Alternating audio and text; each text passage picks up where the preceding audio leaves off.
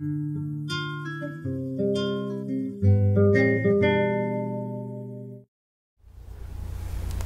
you know, taking on all that on board and you know, and you moving into this now, I mean, this is, you dedicated your life to this now, right?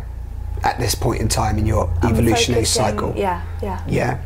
And because you're also giving and receiving as well, because each time you heal somebody, you're healing yourself, so you're taking yourself to that higher place. Learning, yeah. You're learning, there's always healing opportunities. Yeah. And the more you kind of do the work, the more you recognise stuff. Whereas before, I might have ignored that. That was so-and-so's fault, it was nothing to do with me. That's because of that. That's because of external situations. But now you come to an understanding that, okay, there's something about what I'm vibrating that's caused that. What's my part to play in this? It's not always your issue. It might be that someone else, you become like a sounding board for somebody else. But yeah, you look at yourself, and the more healing you have, the more at peace you are. And I've manifested this lovely home now, and I've never lived on my own before, but I actually wanted that for years. And it wasn't coming? No, it wasn't. But obviously I was ready, and it came. The circumstances were not desirable, there's pain involved. But when I actually moved here, like 2 months later, I realised actually this is what I've always wanted. And so had you released something and then received, or through the action of implementing breaking the comfort zone and implementing the change, brought the receiving? I'd released stuff that paved the way for me to be more aligned to what I was wanting consciously. Yeah. You know? And then the place... And then it manifests. So people in this work, things change in their environment, their work changes, their relationships change with their family and friends. They'll gravitate to more like-minded people, people that weren't serving them or was destructive to them, when they're changing their own programs of worthiness and deserving and being able to receive, accept and allow the good things in life. Those people that weren't serving them drop away. Yeah. It's very interesting. Very quickly they just drop. Yeah, because they're not in the frequency. You're not vibrating with them anymore. That it doesn't mean that they're low or high. They're just not. You're not in the vibration anymore. You're not aligned to them anymore. Yeah, and I've said this to a lot of people, because, as you know, the workshops that I'm starting as well is just about communicating your truth. That's the fundamental basis of them. You know, again, I'm not using any particular technique or anything other than allowing people to just realise they can communicate their truth. It's okay to communicate your truth, and really, then once you understand that and you start to re-communicate yourself, what happens is, it's so beautiful, is that you change the frequency. You naturally, in life, no matter what, and I don't know why it works like this, tell me if you agree, you attract what you are. You know, you attract what you are. So if you are attracting scum, if you're attracting people that you don't necessarily like, or relationships you don't like, or dysfunctional relationships, or abusive relationships, or a workplace that's abusive, you are part of that. You are creating that. You're manifesting that. You know, so and that's really hard for people to grip. And I've spoken to my mum about this, because people don't want to take that responsibility and go, why would I create that man to come into my life and beat me up? I had a link. I've got somebody I know, a student actually, and she's involved in working with women who are, I don't want to use the word victims, but women that are involved in domestic violence, because victims, again, perpetuates this victim mentality, which is what we want to be kind of moving away from. And I wrote a detailed piece about how specifically Theta Healing can help people in relationships like that, and nobody was interested, which is really interesting. Yeah, there might have been, but ultimately nobody actually wanted to come and actually offered to go there at a heavily discounted rate. I wanted to give them the opportunity to understand that there was a possibility for them to move out of there. I mean, is this a group? Was it a group? It was a group. Yeah. And they just said no, all of them. Because, like you say, they've got programs and they're vibrating and projecting. I'm a victim. These are just typical ones. I deserve to be punished. Yeah. Nobody's ever loved me, so why should I expect to be loved again? I am controlled by other people. I'm not worthy. The worthy, deserving and good enough bit are really crucial in those kinds of, well, for everybody. but particularly in those situations. But it's the deserving to be abused as well. There's a patterning going on, which may have stemmed from previous, before they came into this life as well, and they're carrying on the pattern, carrying on the pattern. But you could tweak a few beliefs. Actually, Vianna worked with somebody, and all she did was give her vitamins. Let me tell you this. She was connecting to Creator and said, okay, this woman's in front of me, she's being abused by her husband, physically and emotionally. What do we need to work on? What should we do, Creator? Creator told her vitamins. Okay, vitamins. What else? Vitamins. That was all she was getting, vitamins. She's like, okay, well, you need vitamins. And vitamins, when we learn in Theta Healing, is the same vibration as love. So when people have a lack of love in their life, it's a lack of vitamins. So she's a naturopath, so she prescribed her vitamins. The woman took these vitamins and the husband stopped hitting her, just because she'd ingested something that was of a vibration of love. Interesting, that's very Isn't powerful. That powerful? Very powerful. But, again, communicating with the cells and just changing the frequency. It's all about the frequency. Absolutely. And he didn't necessarily connect to love. He just didn't feel the need to. It was about her reality, first and foremost. So her reality was that she had love inside of her. So she was then radiating and projecting that amount of love. And feeling love for herself. Yeah. Which wouldn't allow that to happen. Yeah, she wasn't having that before. So no self-love. What's the manifestation of lack of self-love? In her paradigm, it was being hit. Yeah. And also the husband again, we must remember that all sorts of bullying, abuse, anything like that is fundamentally weakness. You know, people only bully and abuse because it's their own weaknesses. They can't communicate, and you know they have their own fears, don't they? Their own own set of beliefs and so on, which they're taking out either on the child or on the partner and so on. So also, it's interesting because then he would have felt an energy of you know, self-confidence, as it were, the strength which may have and love, as we're saying, which may have also deflected, you know, the ego and the pain body. I think it just goes to show how powerful the law of attraction is, because she had this love energy within her. When he first manifested her in his life, she wasn't radiating that. She was radiating something of like self-hatred or self-loathing. So I guess on some level, he might have been a little bit disorientated subconsciously, because this woman wasn't quite the same way she was before. Oh, yeah. Okay. But when we meet people, we project ourselves onto them, and we receive back what we project. Okay.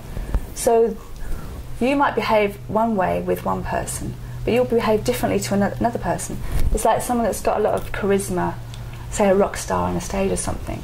That rock star is projecting something to the audience, and the audience is responding. He's getting a lot of that back, and the audience can't help but feel that because he or she's projecting that. So somebody that you meet, whatever they're projecting, it's like you become reflection. What's the word? It's like you honour the request of the projection. So I'm honouring the request that you're projecting to me by projecting it back to you. Yeah. So you become the reflection. So everybody is a reflection of yourself. Well, what you receive from another person is what you are projecting about yourself.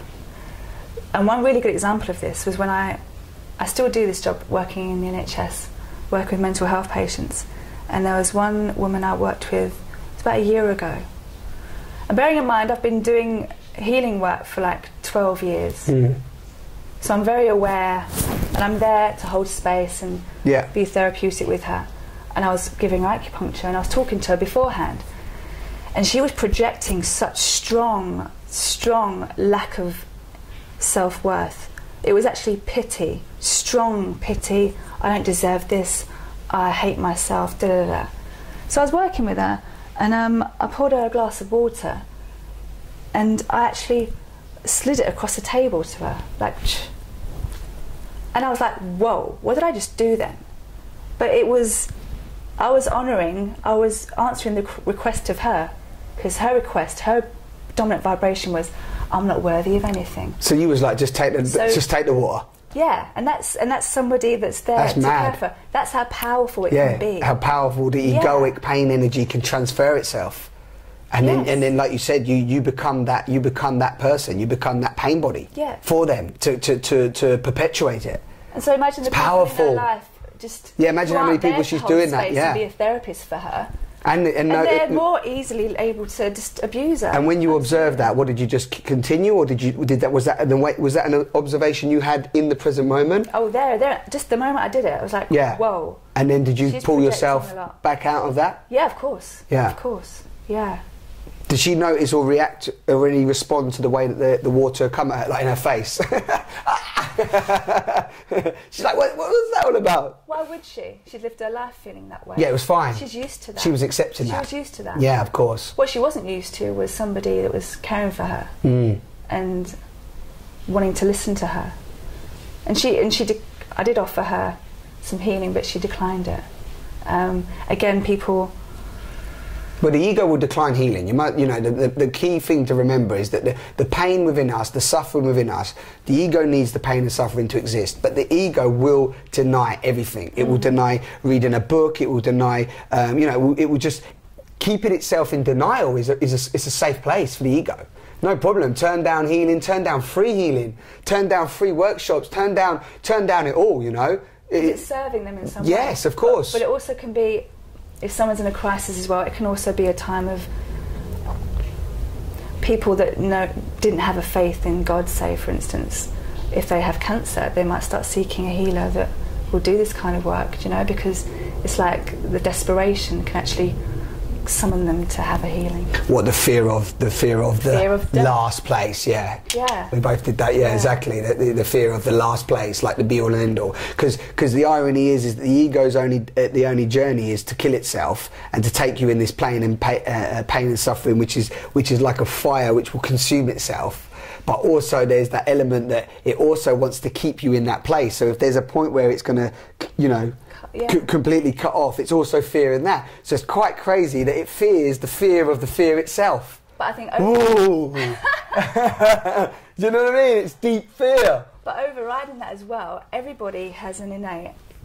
Our bodies and our souls have an innate drive for wellness. They want it. The love wants it. Although we might have limiting programs, trauma, the egoic mind, as you put it, holding us back, there's an overwhelming push drive.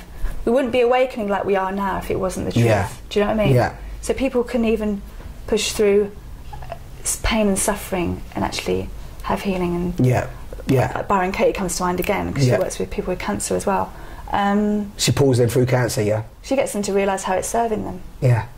And how they want to be in that pain. How liberating is that? Yeah. Well, that's so beautiful to hear that because I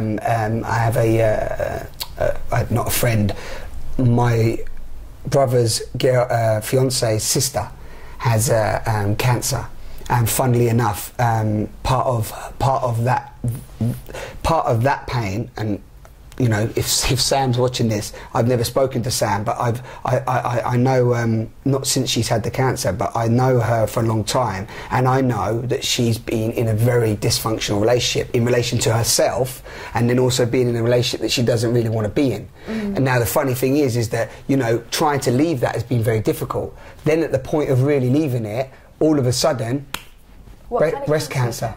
Breast cancer. Right, so breast cancer comes, which then has to keep her perpetuating that same cycle of dysfunctional relationship, dysfunctional pain. Now it's, oh, woe is me, I've got something bad and I need the love and support which I've never even been getting.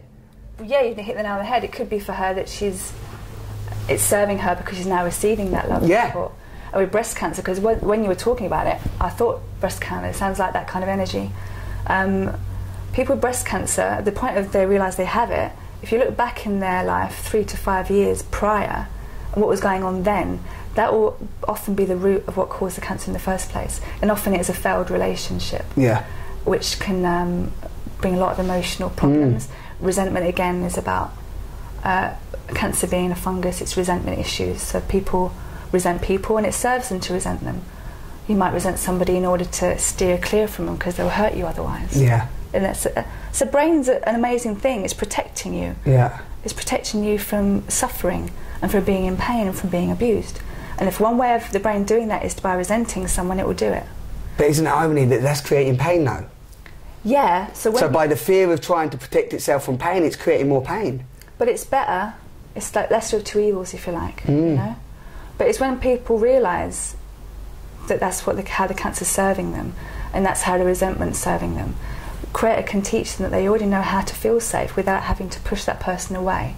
Yeah. And there'll be more belief work to be done around that. Of course, yeah. But, you know, cancers can shift so quickly. Yeah, well, again, cancer is that fundamentally any disease within the body is just, it stopped, you know, the body has stopped communicating to itself properly. So, you know, I always use the word dis-ease. Dis-ease. Yeah. You know, the body is, at the moment, on this planet, I see the planet as very much, we are cells, we are one cell, many cells within one cell making up an organism, which is part of the bigger cells, which is the planet. Yeah. And we, as human beings, are a disease. We're diseased at the moment with nature, with harmony, with the, you know, with the support and the unity, you know, so therefore we're getting more and more diseases, and cancer is just two cells stopped communicating to each other. Well, cancer actually has a purpose and a role in the body as well, and it is collecting the toxicity in the body. The toxicity may derive from environmental toxins, or it could be emotional toxicity. Yeah. And stress, hatred, man on the back. No. Stress, hatred, resentments. The cancer is protecting the body from those toxins, so it's keeping it together, and it forms a tumour.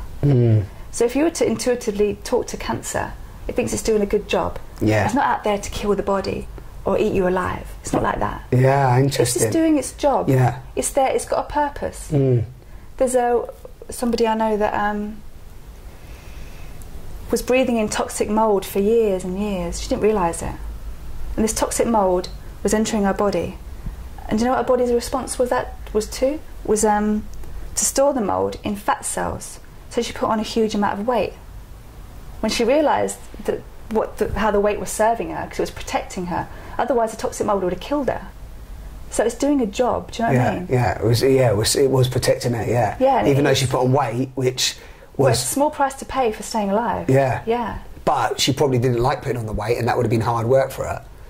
I'm not sure what her perspective on that, but I think she was so grateful that she was alive, and she appreciated the fat cells in the body. She's an amazing teacher of Theta Healing, actually. And has she released that now? She's released the weight. She's releasing it. Yeah. So she realised through Theta Healing. Yeah. Interesting. She was for years she was kind of didn't leave the house. She was very unwell for a long time. Then she saw Vianna. And then Vianna gave her the insight, and then a healing journey began. People have amazing healing journeys. Yeah, and everybody has their own unique one as well. You know, it's a very unique one. Every single human being. No one human being is the same. You know, every single human being is completely unique, and everybody has their own way to healing, right? Yeah. And their own way to awakening or enlightenment or whatever you want to call it, whatever label you want to call it. So. To tie in with that, what you just said. Go on, please. Vianna's created a whole disease and disorder book. So, common diseases that she's worked with, only the ones that she's worked with, because that's the only one she can. But she's worked with a hell of a lot. She's done tens of thousands of readings. She used to do 12 readings a day.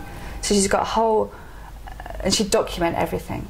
So there's common belief systems associated with diseases. So there's a whole A to Z of it.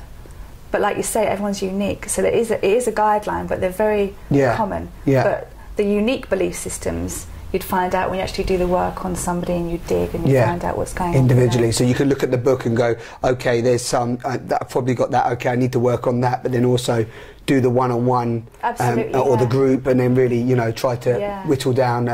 whittling down, that's it. It's whittling down what is that root belief there? It's a kind of support, but there's all sorts of beliefs around support. Get to the core. Get into the root of it. Yeah, and then taking that out, and then your life takes on a whole new vision. Paradigm changes. Yeah, and that's amazing. First and foremost, can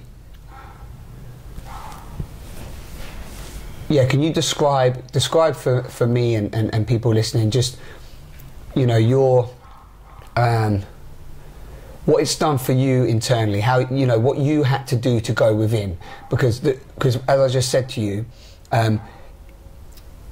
the message isn't just that everybody's got to have Theta DNA healing. Do you know what I mean? It's like, you know, although you know and feel strongly about that I know that's not what you're saying, and you also are there for whoever you attract, right? You put yourself into that space and the right people will come who want it, you know? Yeah. But what is, I know it's in the company to your journey and you've been on a long journey, so, you know, can you just maybe elaborate on your own inward transformation maybe that's allowed you to now heal people? Is that a good question? It's a very good question, which is why I'm taking a few seconds. No, please, yeah. Take, you know, as long as you need. I guess when I was talking about before, this feeling of being lost in the world,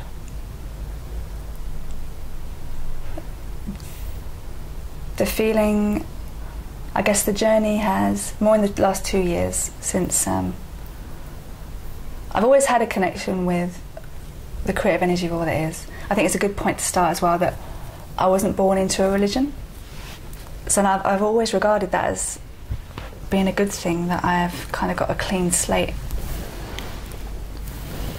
I remember when I came from school one day when I was about 8 years old, and they must have been talking about religion in school that day. And I said to my mum, "Mum, what religion are we?" She's like, "Church of England." I'm like, "What's Church of England, Mum?" She went, "Church of England," and then she sort of changed the subject, like, because we never went to church, we never got christened or anything like that. And I think with my mum's generation, I guess, when you're raised in this country in Britain, Church of England is like the standard thing, what you are, because wherever you're born is whatever religion dominates there, that's what you are. If I was born in a Muslim country, I'd be Muslim, you know? Well, so, I got bloody baptised as a Mormon. Did you? That's another story. Right. Yeah. Okay. I'm Mormon. I met some Mormons. That might change people's view of me completely. Oh my God, he's a Mormon. No, I'm not. It's just that I was baptised as a Mormon. But sorry, go on. That's sorry, okay. I digress. So that Church of England must have just stuck in my head for some reason. What? Because when I went to the Congo last year, me and my friend went to work with some refugee women there. And in order for us to get into the camps, the refugee camps, I told a little lie, and I said that I was from a church in England, in Brixton actually. Because otherwise it wasn't going to be a smooth route to get into. My focus, my intention and focus and drive was to get to work with these women. Because one of my, not that I had many fears going over there, but one of my biggest fears was that we'd get there and not be able to work with the women that we wanted to work with. That we'd be blocked. Okay, so just explain, these are the women where? In the Congo, that have in refugee camps. Many of them have been systematically raped for many years, brutally. By who? By soldiers? Soldiers, guerrillas. There's been a war raging there for like last 14 years or so. And guerrillas are like the wild bloody insurgents and that's right. Yeah. And there's different kind of packs of them. And the politics of it is kind of very complex. But when I went to the Kigali Memorial, I got a really good insight into what planted the seeds of the genocide, and that was King Leopold of Belgium back in the late 1800s, went over and caused lots of division there. But back onto what I was saying, so there can be a lot of, so the biggest fear was not getting to sort of meet the people that we wanted to work with. So we focused our attention on women who had been raped, because we kind of view women as being an important part of the family, and if a woman's been abused in that way, she's not able to give to her family, and the family suffer, you know. So we wanted to focus our attentions there, and there was a bit of bureaucracy that we had to go through.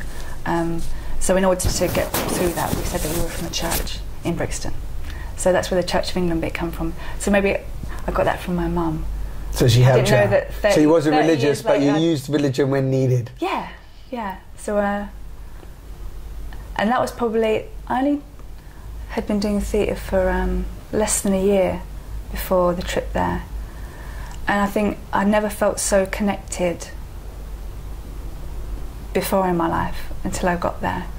And it was after we did the healing and we came back to get feedback. I've got a blog on my website if people are interested in writing about what we did day by day.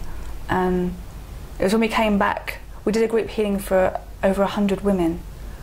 They didn't all come at once, but we got we asked the director of the camp to if there's any women that were interested in meeting with us, because we like to say prayers with them, not for them, with them, do you know? And making it, because prayer is something that's just so in their blood, it's just that it's what they do, you know, it's a very religious part of the world. And yeah, regardless of any said religion, people, even if they're not religious, pray, don't they? Even if they don't know it, they're calling to something. Like something bad's happened, it's like a lot of people go, oh God, you know, save me now, or you know, whatever it is. So people understand that, don't they? They have that sort of innate, you know, I don't know, drive, as it were, to pray. And I think that reminds me as well, when I was a kid, about 7 again, and I'd kicked a football into the shed window, and the window broke. And my first thought was, my mum's going to go ballistic. So I ran upstairs, I put my head on my pillow, I said, please God, please God, please God, please help me. Please don't let my mum get mad. Just praying to God that I wouldn't get in trouble for breaking the window.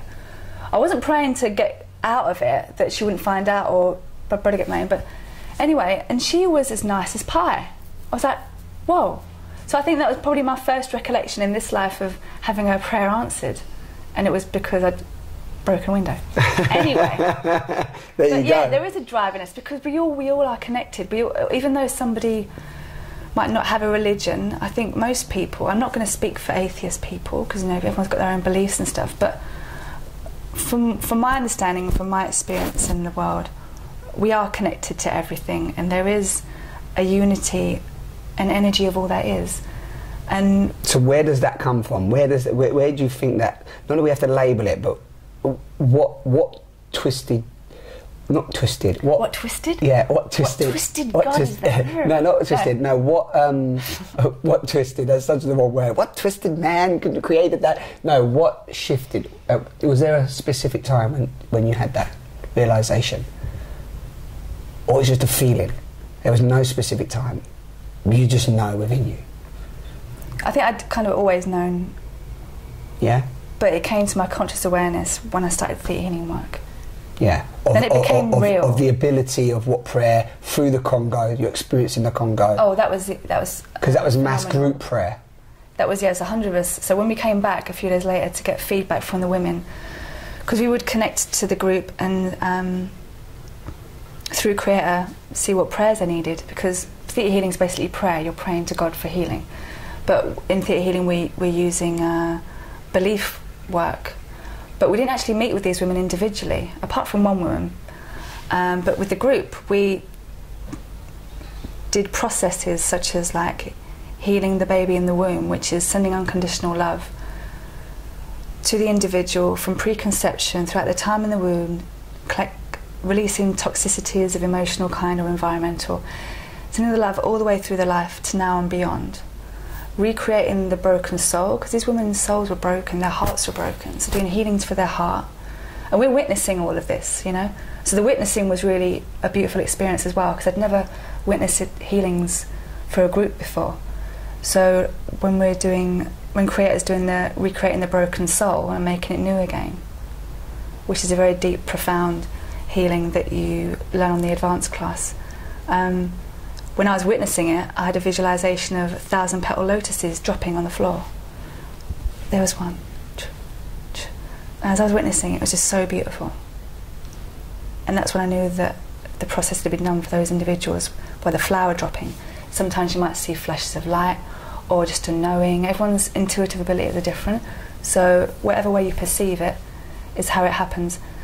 So we did various healings, downloading them with safety, security, and God's definition, perspective and truth on what those really are. You know, we talked about before about joy being associated with love, pain, sorry. We wanted to make sure that these women had that feeling from Creator of feeling safe and secure, and also feeling connected to their families, because they'd been torn apart from their families. Many women had witnessed their partners being killed in front of them.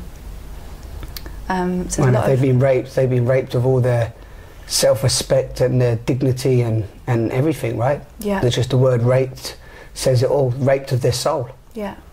And rape is the biggest weapon used in war since time began. Yeah. Been going on for years, still does. Yeah. And that's the biggest way you can hurt a group of people, is by raping the women. And also children were as well. Because again, the woman and the vagina and the womb and everything is the, you know, is the essence of creation as well, isn't it? It's the birthplace. It's symbolic of life, regeneration. Yeah. So if you take that, you take away life, you take away, you know, rebirth. And these women had such faith, because as I said, like, they're very religious people, and I think in the Western world we've got a certain amount of level of comfort.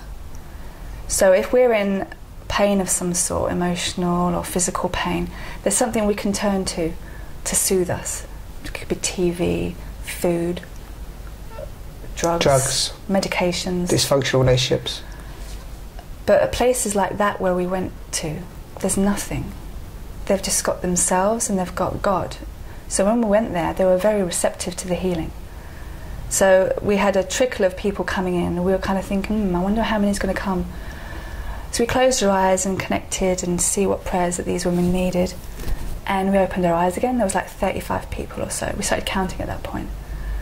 Closed our eyes again, and 80. And then we stopped counting after 100, but I think there was about 110 women there. So we did about 45 minutes or an hour maybe of healing, no more than that. And it was a camp called Bahimba Camp. And the energy in the room just, well, it wasn't a real room, it's a kind of a shelter. It was changing so much during the healing. And at the end, one of the women started, spontaneously started singing and clapping, and they started singing a song, a whole group of 100 women. And they were egging me and Kristen on to sing and dance with them, so we're singing it. We've got some on footage, actually. That was an amazing experience. Yeah, so the energy just regenerated and expressed, and through expression, music came. Yeah, it was just just love and optimism and joy. And connectedness. Yeah, and this is in the midst of a refugee camp in Goma, in Congo, which is, you know, and... Which is dark.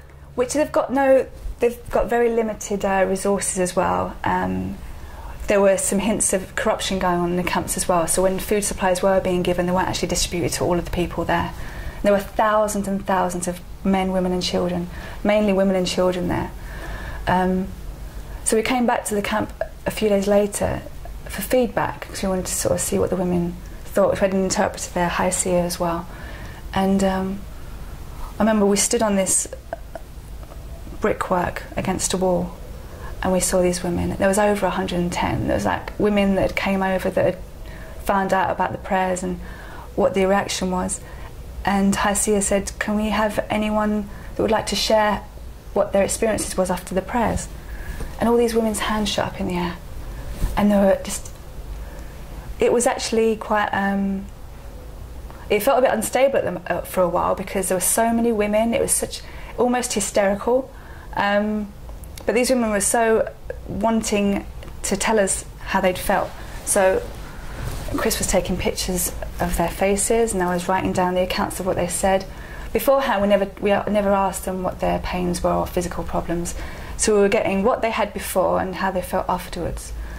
And these testimonials were just amazing. A woman that had ulcers in her right side for like years. She wasn't able to sleep on her right side, but after the prayers she could sleep properly for the first time.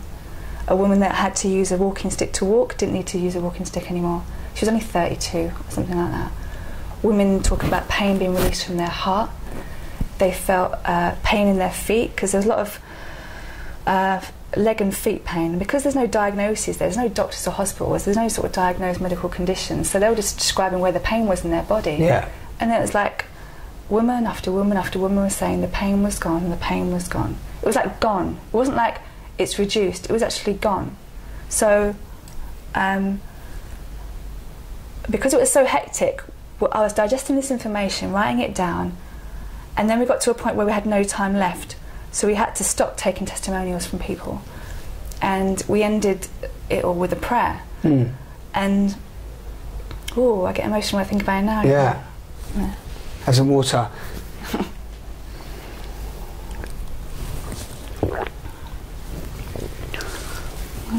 So Hersey said we're going to say a prayer, so we all sort of prayed together, everybody. And it went from this kind of hysteria noise to this silent hum of people saying their prayers to themselves. And I kind of felt out of my body at that point. Yeah, beautiful. That was when I was kind of overwhelmed with what we just witnessed. Like you are now. It's amazing that it's brought back that same emotion. And there's no sadness with it, it's complete joy. Yeah. But it's sometimes hard to contain that. Yeah, of course. You have to let it out. Let it out. It's beautiful. It's so beautiful. And you created that. Well, creator created that and shared that. And it was you all a pleasure created. and an honour to be part of that. Yeah, it was a collective. Yeah. Making me cry. Yeah. Yeah. And I think because there were so many people there, the group consciousness of that group as well had a huge bearing and influence. If it was, say, one person, it may not have had the power that it had. Because we are collective people. We are social people. Totally. We're not designed to be living in isolation from one another. So when something like that happens, that kind of experience, the unity, and you're in a group, it adds more power. Yeah. It's so like, pure. Yeah, and any people that might have had doubts in that group, not that I thought there was any doubts, because they had such strong faith. That's why the instant healings happen, because they had faith. And I think people that maybe are not from that kind of culture, where faith is less prominent, they might have more difficulty having instant healings or receiving instant healings because the belief is not there that they can have it. Yeah. But that can be remedied as well. If they just give permission, we can creator can teach them that they are worthy of instant healings, and they know what it feels like to have an instant healing. I mean, just being downloaded with unconditional love, or having a belief downloaded that I know what it feels like to step into my own power, for instance. That is an instant healing because it's happening straight away. Cells in your receptors are the receptors in your cells are changing, opening. Yeah, and there's more choice. You have a choice between being depressed or a choice between being happy. You know, and you can learn to live without things like depression, living without anxiety. That changes the receptors in your cell as well. Yeah, and it's quite fascinating as well because thank you for sharing that, firstly. It's an amazing story. And so I suppose the thing that stops people as well, because again, the fact that you started it and said that you're not religious and so on, but even the fear that people need to go through, because some would say, oh, you'd sound like Jesus, for example, because Jesus healed people, right? And he was healing people, supposedly, yeah? I haven't read the Bible, but that's, you know, people will come from that. And also what another fear that people hold on to, regardless of whether you tell people you're not religious, if you mention the word faith, creator, healing, people instantly come with that block again, don't they, of like, oh, it's religious, I don't believe in that. I had issues with the word God. Yeah. And it was when I came back from the Congo that I started, in my own way, reclaiming that word, because it's got such negative connotations. Yeah, and of understandably course. so. Yeah. Gosh, do you know what I mean? People have lied so much and used this, in the name of God, violence. Yeah, we kill you in the name of God, yeah. everything, you know. So, you know, it's understandable. Yeah. So, okay, that is amazing. So. But yeah, back to your talking about people and their block. No, you continue. I was just adding that in there because it's just interesting to hear, because it sounds like such an amazing experience, and I know that, you know, I know that it happened, and, you know, I've read your stuff on the site, but I know from you, so I know that it's happened. So that healing capacity is not only so powerful, but so from that experience, would you say that that's what gave you more faith to go in and so on, or was you in that position already within? I wasn't as no, that experience multiplied my faith in creative energy of all that is in God, and instant healing, tenfold, you know. So up until that point, would you say you was resisting it, as it were, or you just wasn't? I didn't think there was a resistance. It was more of the comprehension of it. Our little brains, although they're very powerful and amazing things, we can't comprehend a lot of stuff, which is, it's the mind, right? We're not meant to, you know? Which is why everything's such a mystery. So the more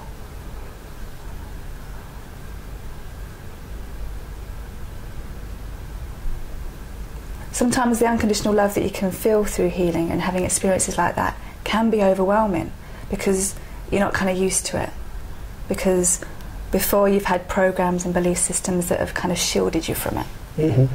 So I think it was a very healing experience for me personally, because I was feeling that. I was in the midst of it. Yeah. I was almost high from it afterwards. Yeah. Do you know? Yeah. And elated. It's like those times in your life, those profound moments in your life, and we've all got them. You can just go back and think about it and it comes back again. Yeah, as it did. Yeah, because there is no time.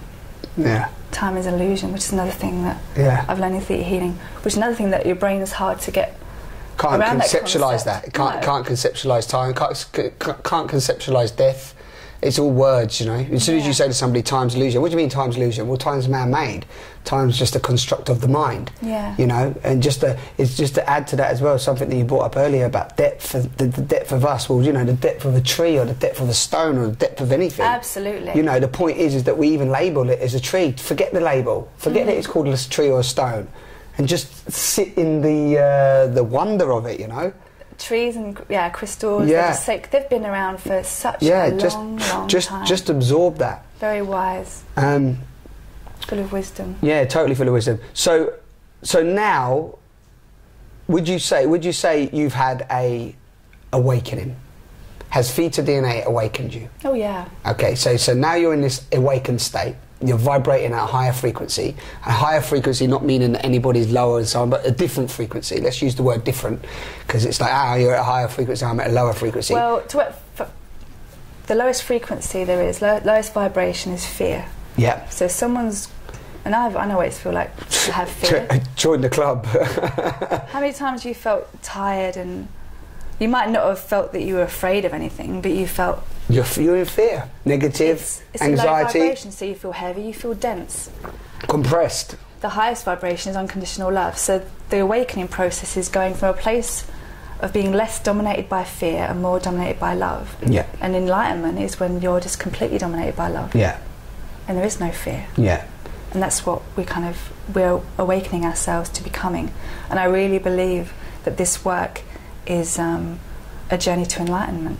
And do you feel, without a doubt. Yeah, and I mean, again, you know, I feel it's a strong way in the little that you shared with me, because it's tapping into everything that's fundamentally happened to me and through my journey of analysing and breaking down cycles, which, again, I haven't had any particular path or so on, but, you know, those systems of going through your past, breaking down things, letting them go and accepting and moving through has been my journey too.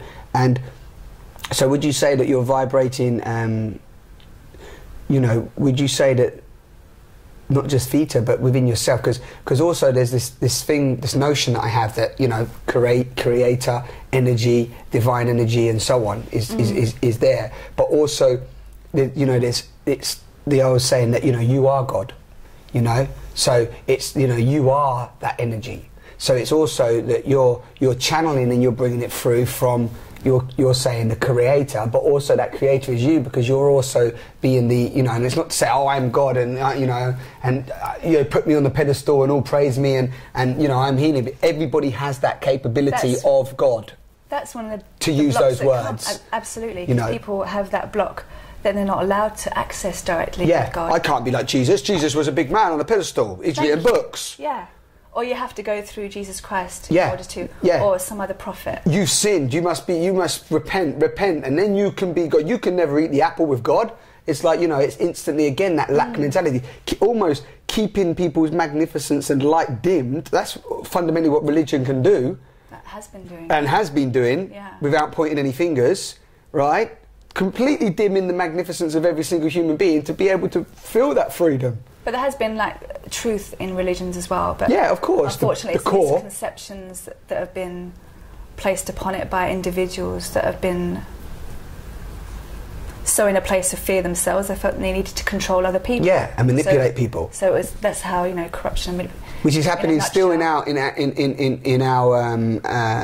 society and our relations, because there's still, let's be honest, this is a minority. There's a minority of, there's more people waking up than ever before. Would you agree? Oh yeah. But there's still nothing can stop it. No, nothing can stop it. I've said that. Love will prevail, right? It has to. But also, you do feel that there's a massive, strong. The more that people wake up, it's almost like there's a more strength of the ego and the negativity that just doesn't want to let go, isn't there? Do you know what I mean? It just wants to hold on. The black cloak comes out. It's like, you ain't going nowhere. Stay here, you know? It's like, you ain't going nowhere. You know what I mean? So as more and more people access that frequency, that vibration, that unconditional love, you know, do you know what I mean? Do you feel that? It's like a heavier tug. I think things are coming up because of that. Things are coming up to the surface more. Yeah. From the depths of our being. Yeah. Past life stuff, genetic ancestral programs, soul level programs, beliefs. They're coming up, but they're coming up in order to be cleared. That's their function. That's what I think it is. You know? Okay, yeah. And a reflection of all of that conflict is the way Mother Nature is having some turbulence with earthquakes and natural disasters that are happening. But it's tsunamis and all sorts. It's like when there's a good analogy about creating balance, something to do with water. I can't remember what it is now. But in order to create balance, there's got to be some shift, and through the shift, there's got to be some turbulence. Of course, upheaval to then create calm again. Yeah, and at the banking system, the way that's collapsed. Everything's collapsing, and it has to collapse more. And religion, there'll be some religion's collapsing too. last-ditch attempts to really, which is why things have become even more controlling. I think I stumbled across one of those flyers for one of the religions, and there was so much fear in there, so much fear-mongering in the leaflet. I thought, wow. That's the length they're going to try and to just hold on. People to come in to hold on, because they know it's crumbling. And people are now realising there is no separation between them and this higher energy, creative energy of all that is, and that's consciousness seeing itself as consciousness. Yeah, do you see what I mean? Yeah. We're all divine sparks of God, and I think people can understand that as a concept and maybe believe that to a degree. Yeah, but the experience of it.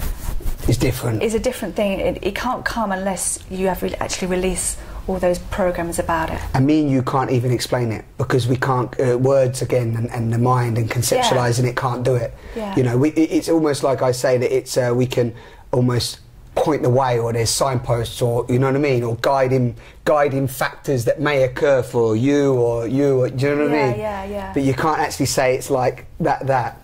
You just know it, you can feel it. I just feel it's magnificent. I just really feel, as mad as it sounds, the most random of random people I'm talking to, and also, you know, beautiful people like yourself and everybody that's been getting on the sofa with me, and it's just like, people are just feeling the vibration. Now, a lot of people are scared, because it's like weird, it's like a change. Change is constant, but it's like, whoa, what's happening? Something big's happening. But I'm telling you, people are just waking up to themselves and realising that not only have I been conditioned and programmed, and all of this is fundamentally doesn't mean anything. This is an illusion, this is a lie, this doesn't mean anything. That's what scares people. This means something, and that's what's scary. As people are letting that go and going, whoa, well, that was my whole life. What do you mean it doesn't mean anything?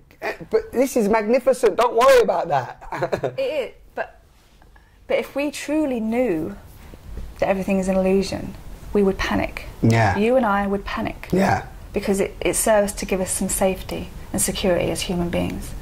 But we're even getting to a point where we can actually learn about the possibilities of that and feel safe knowing it's an illusion. Yeah, I'm safe with it. Let it all fall down a bit more. I'm like, let it fall down a bit more. What else is out here? One of the most, DNA 3, which is the most advanced DNA class in Theta Healing that Vianna Stibal has created. I've yet to take the class myself, but I hope to in a few weeks' time.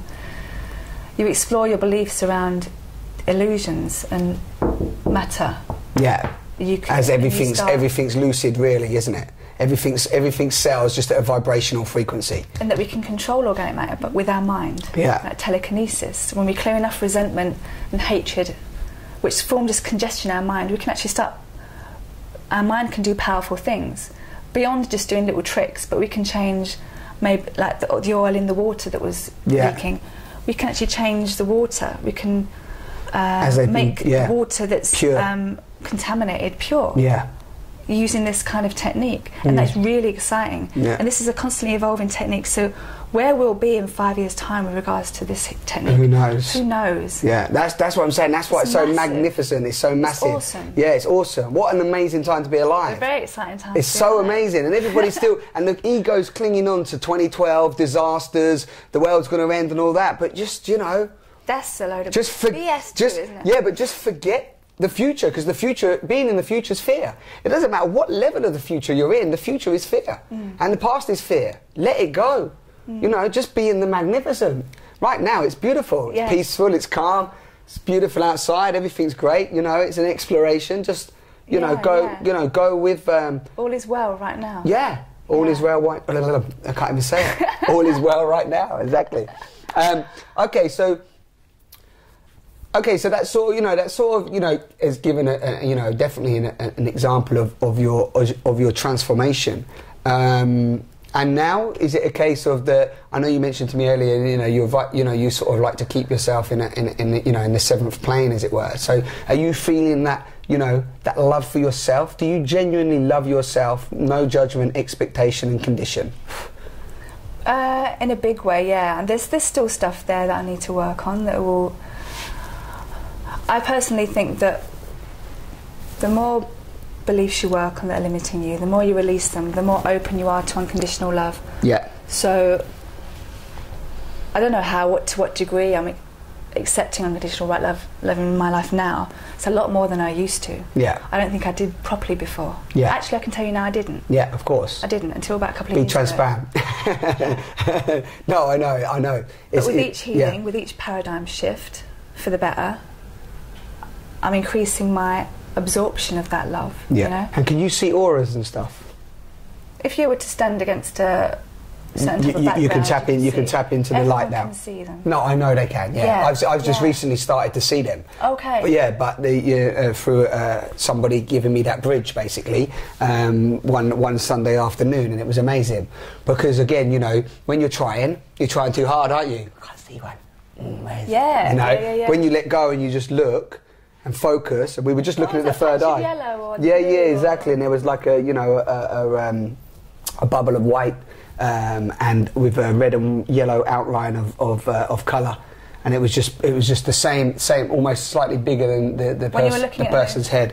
Arta, a friend of mine. Well, I was looking at his third eye. He was looking at mine, and we were just like doing, and then all of a sudden the form changed, and then I was just looking at the aura. Nice. It was an amazing experience. Yeah. But it just also, what it done now, as always, it breaks into the subconscious to allow the subconscious to know, okay, we're okay with that. Now I'm allowed to access that. Yeah, do you see what I mean? Because the fear, the fear was not allowing me to access that before, or the lack of belief. Yeah. The lack of faith that it was there and that I could see them. Same with psychic ability. Everybody's psychic. Everybody can see auras. Everybody can heal. Yeah. Everybody can heal themselves. Everybody can heal others.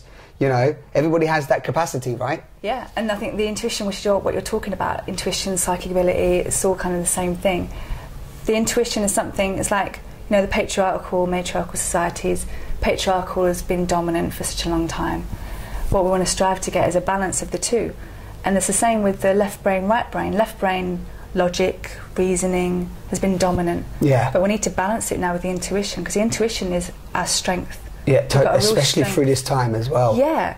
People, you make better judgments and decisions going on your gut instincts. Yeah. People that go against their gut instincts kind of betray themselves in a way, you know? Because the thing is as well, it's so beautiful you brought that up, is that the truth about intuition is that we're using it, a lot of people are using it without knowing anyway. But like you said, they're constantly blocking it. So when you even share this with people, it's like, I say to people, this is nothing new. Yeah. You've been using your intuition, you know, that gut feeling. Oh yeah, I used that the other week in my job, yeah, that's it. Or you go shopping for some pasta, and your intuition tells you which pasta's, you know, exactly, the simplest thing. Exactly, or not to go out or whatever. Like, you know, when the intuition goes, nah, it's going to rain. And it's like, you know, 2 minutes later it rains. See, I knew it was going to rain. Or you might want to take a different route to work or somewhere, and you bump into someone that you've not seen in ages. Totally. Your intuition's guiding you where you need to be. Yeah. And sometimes you need a big jolt to get on your path. And then people just go, oh, you know, that's just fate. I think that's a good place to end. Okay. How do you feel? Good. Thank you for the chat. It's been good. Yeah, it's been really... people enjoy listening to it. Yeah. I hope they... can take something from it. I think we've covered a lot of, you know, it's been a nice journey. So thank you very, very much. God bless you. God bless you. And as always, you know, this is Lynsey. Thank you for, thank you for listening to our talk. And as always, you know, there will be links on the site to Lynsey's site, and you can, you know, find out a bit more if you haven't heard enough, and read her blog, and also, you know, as I said, if it's something you really want to look into, then there's you know, a free introductory class. You do them generally every month, but I've been doing a fair bit of training, so but yeah, monthly generally. Yeah, generally monthly. Yeah. So yeah, thank you again, Lynsey. My pleasure, thank you. And thank you for watching. Take care and heal yourself.